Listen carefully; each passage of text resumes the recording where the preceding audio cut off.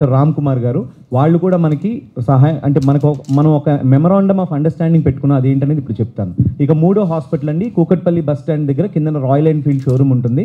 దానిపైన టాప్ ఫ్లోర్లో canker dental hospitals అని ఉంటుంది. మన Telangana's largest microscopic dental hospital. ఒకేసారి ఒక డెంటల్ హాస్పిటల్ అంటే ఒక చైర్ మాత్రమే ఉంటుంది, లేదా 2 చైర్స్ ఉంటాయి. ఒకేసారి 5 మెంబర్స్ పేషెంట్స్ చేస్తూ 5 మైక్రోస్కోపిక్ ఎగ్జామినేషన్ మాత్రమే కాదు, ట్రీట్మెంట్ కూడా మైక్రోస్కోపిక్ అనమాట. So it's a very big hospital.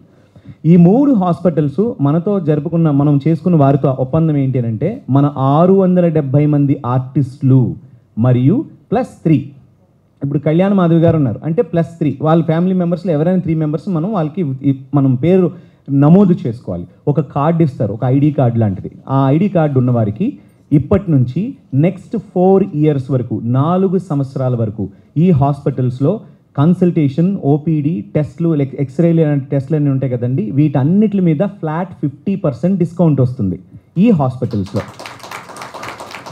ఇది మాత్రమే కాదు, ఈ హాస్పిటల్స్లో మీరు ఏదైనా ట్రీట్మెంట్ ఆర్ సర్జరీ ఏదైనా చేయించుకోవాలి అని అనుకుంటే, అంటే ఇన్సూరెన్స్ ఉంటే ఇన్సూరెన్స్ ఎలాగో క్లెయిమ్ అవుతుంది, బట్ ఇన్సూరెన్స్ లేని వాళ్ళకి సర్జరీ చేసుకోవాలంటే 25% ఫ్లాట్ డిస్కౌంట్ వస్తుంది, మీకు మీ కుటుంబ సభ్యులకు కూడా.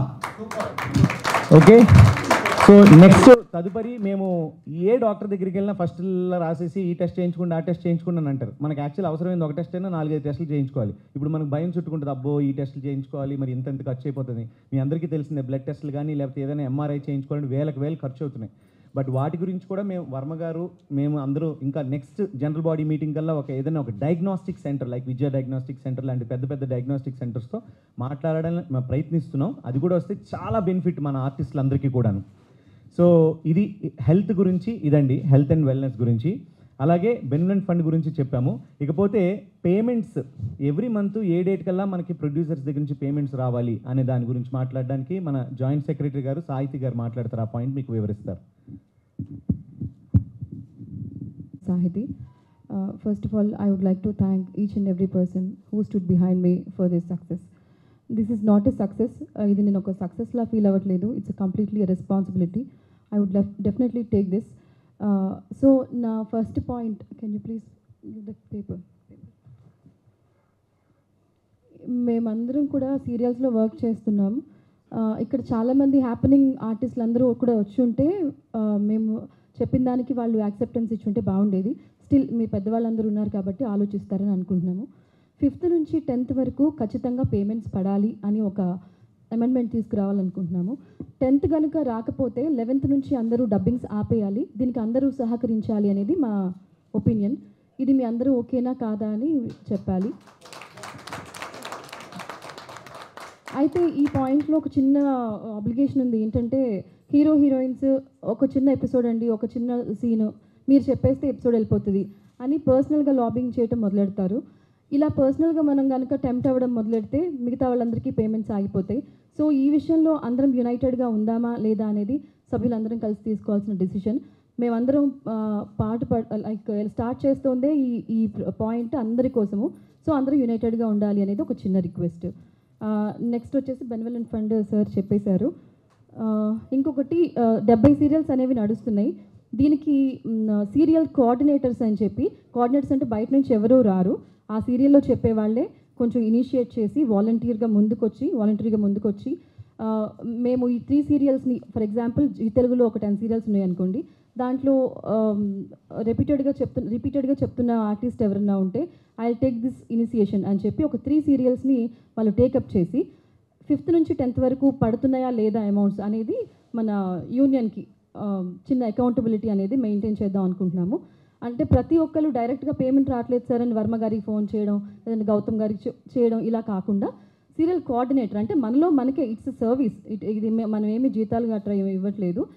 మనలోనే ఒకళ్ళు వచ్చి ఇనిషియేషన్ చేసి దీనికి ఒక్కొక్కళ్ళు ఒక్కొక్క 3 సీరియల్స్ తీసుకొని చేయాలి అనేసి ఒక ప్రపోజల్. అది మీ అందరికీ యాక్సెప్టెన్స్ ఉంటే చేస్తాము, లేదంటే లేదు.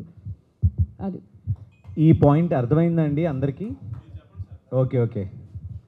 అంటే ఇప్పుడు యూనియన్ తరపు నుంచి మేము కానీ లేదంటే ఆఫీస్ ఇన్ఛార్జ్ అయిన చందు కానీ ఈ 70 సీరియల్స్లో ఉన్న ఆర్టిస్టులందరికీ ఎవ్రీ మంత్ పేమెంట్ వచ్చిందా లేదా అనేది ఒక వ్యక్తి పట్టించుకునే దానికన్నా జస్ట్ పనులు సింప్లిఫై చేయడం కోసం, ఇప్పుడు మంగరాజు గారు ఉన్నారనుకోండి, ఆయన ఒక 6 సీరియల్స్ చెప్తున్నారనుకోండి, ఆయన బాధ్యత వహించాల్సిన అవసరం లేదు. పేమెంట్ ఇప్పించాల్సిన బాధ్యత ఆయనది కాదు.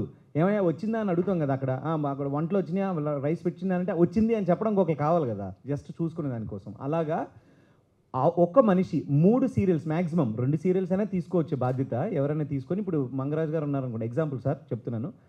ఇప్పుడు మీరు ఒక కార్తీక దీపం లేకపోతే పాపే మా జీవన జ్యోతి, ఆ 2 సీరియల్స్కి మీరు బాధ్యత తీసుకున్నారనుకోండి, యూనియన్ నుంచి మీకు అడిగినా లేకపోతే మిగతా ఆర్టిస్టుల తరపు నుంచి 5వ తారీఖు నుంచి 10వ తారీఖు వరకు పేమెంట్ వచ్చిందా రాలేదని. ఎందుకంటే యూనియన్ నుంచి ఆర్టిస్టులకి పలానా సీరియల్ ఆర్టిస్టుల వారికి ఒక నోటీస్ వచ్చిందనుకోండి, ఈ పేమెంట్ రాలేదు కాబట్టి రేపటి నుంచి మీరు వెళ్ళడానికి లేదు, ఈ దాన్ని డబ్బింగ్ ఆపండి అని అంటే, మళ్ళీ మీరు మిగతా వాళ్ళతో కోఆర్డినేట్ చేయాలంటే ఇంకో పాయింట్ కూడా చెప్పాలి సాహితీ గారు. యాక్చువల్గా ఒక్కొక్క సీరియల్కి ఒక్కొక్క వాట్సాప్ గ్రూప్ ఇంతకుముందు కూడా ఉంది, బట్ ఇప్పుడు దాన్ని కొంచెం సీరియస్గా చేయాలని అనుకుంటున్నాం. ఎందుకంటే క్లారిటీ ఉండదు. మీరు ఒక చెప్తున్న సీరియల్లో ఎవరిని అడగాలి, దాని గురించి డిస్కషన్ చేద్దామంటే చాలామంది ఆర్టిస్టులకి పక్కనే ఆర్టిస్టులు తిరుగుతారు, వీళ్ళకి తెలియదు వీళ్ళు కూడా అదే సీరియల్లో డబ్బింగ్ చెప్తున్నారు అని.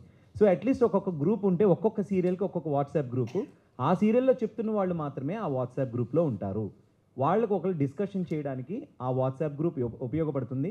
సో ఏదైనా నోటీస్ వస్తే యూనియన్ దగ్గర నుంచి ఇదిగో పలానా ఇగో 5వ తారీఖు నుంచి లేకపోతే 16వ తారీఖు నుంచి ఈ సీరియల్కి చెప్పడానికి లేదు అని అన్నారనుకోండి, అది కొంచెం పాటించాలి. దీన్ని కోఆర్డినేట్ చేయడానికి ఆ సీరియల్లో వర్క్ చేస్తున్న వాళ్ళు ఎవరైనా కొంచెం దాన్ని ఇనిషియేషన్ తీసుకోవాలి. ఒక చిన్న వాలంటరీ సర్వీస్ అంతే ఇది. ఓకేనండి, ఇది ఒక ప్రపోజల్. ఇది స్టార్ట్ చేద్దాం అనుకున్న కొత్త పద్ధతి ఇది, బట్ కొత్త పద్ధతి కొంచెం టైం పడుతుంది అలవాటు చేసుకోవడానికి. బాగుంది. ఒక విషయం ఏంటంటే ఫస్ట్ మనము ప్రొడ్యూసర్ కౌన్సిలింగ్